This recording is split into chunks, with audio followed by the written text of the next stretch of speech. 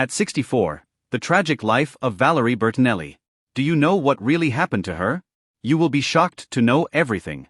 For nearly a decade, Valerie Bertinelli was a beloved figure on the Food Network, charming audiences with her warmth, charm, and recipes made for sharing.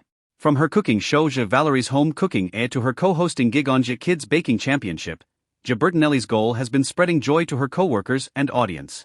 Bertinelli's presence has been synonymous with the network's commitment to fun, family-friendly programming.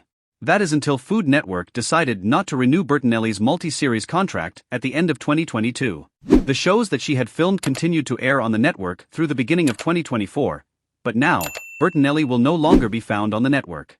While Bertinelli and Food Network have both commented on what happened, many fans have been left wondering about the details that led to the personality's departure from the network. From misunderstandings to personal tragedy to promising future endeavors, these are all of the details behind Valerie Bertinelli's departure from the Food Network. The most tragic things about Valerie Bertinelli's life.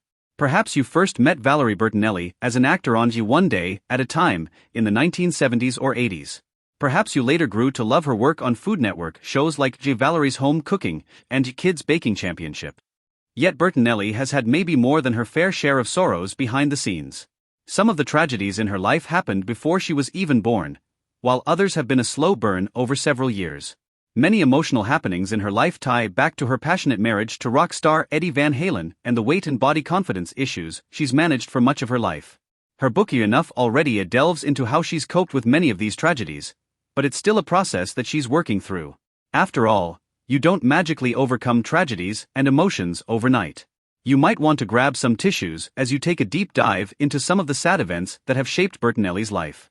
They not only help explain part of what makes her who she is today, but also who she's becoming as she works through it all. She lost her mom in 2019. Bertinelli's mom, Nancy Bertinelli, died in 2019, 3 years after losing her husband. She was 82 when she died, just a day before what would have been their 65th anniversary. The two met after Andrew Bertinelli offered her a ride home from a movie so that she wouldn't have to wait for a bus in the snow. 5 months later, they were married. Nancy was a travel agent and had 5 children and 4 grandchildren.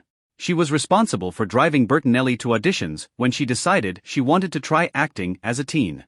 Nancy was also an artist, specializing in oil paintings. However, she lived half of her life with rheumatoid arthritis, an autoimmune disease that affected her heart and ability to move around comfortably.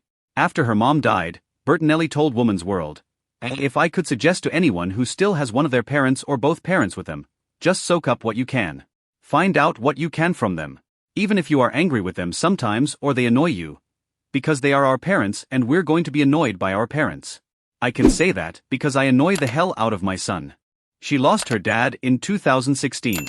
When Bertinelli's father died, it was the first in a series of deaths of people close to her over a short period of time. He died in 2016, the year after Bertinelli last appeared on A Hot in Cleveland. Her father, Andrew Bertinelli, was an Army veteran and spent 32 years working for General Motors after he left the military. After he retired, he did consulting work in England that helped to make the Channel Tunnel between England and France possible. According to Bertinelli's book, Enough Already, around 2014, her father started having small heart attacks, which slowed him down tremendously. After a heart attack that could have ended his life had they not already been in a doctor's office, Bertinelli and her siblings realized it wasn't a good idea for their parents to live alone anymore. That's when the siblings placed their parents in an assisted living facility. When Andrew died in 2016, he was 82 years old. His obituary asked for donations to be made in his name to the Translational Genomics Research Institute. The institute researches heart problems among veterans, a cause now dear to the Bertinelli family because of their father's heart issues during his final years. Her second marriage became toxic. Bertinelli met Tom Vitale in 2004, during her separation from Eddie Van Halen. However, they didn't marry until 2011, 4 years after her first divorce was finalized. But, 11 years after it began, the Bertinelli-Vitale marriage officially ended in 2022. Divorce papers said the pair had differences they couldn't get past, but that was a mild version of the real story, according to Bertinelli. One then unspoken problem was verbal abuse. Bertinelli said, "I have been screamed at so many times and told how fat and lazy I am. I realized that was someone just projecting on me whatever they needed to project on me, but my part in all of it was believing it, and I don't believe it anymore. But it still doesn't stop the feelings from coming up and the hurt via people. Bertinelli didn't mind telling the world what Vitaly had done to her. Bertinelli had to pay Vitaly $2.2 million because of a prenuptial agreement, but she argued that the price was worth getting out of such a toxic relationship. She even went so far as to celebrate her divorce day by calling it the second best day of my life, and referred to herself as a happily divorced on X. So viewers, please like this video and subscribe our channel. Thanks for watching.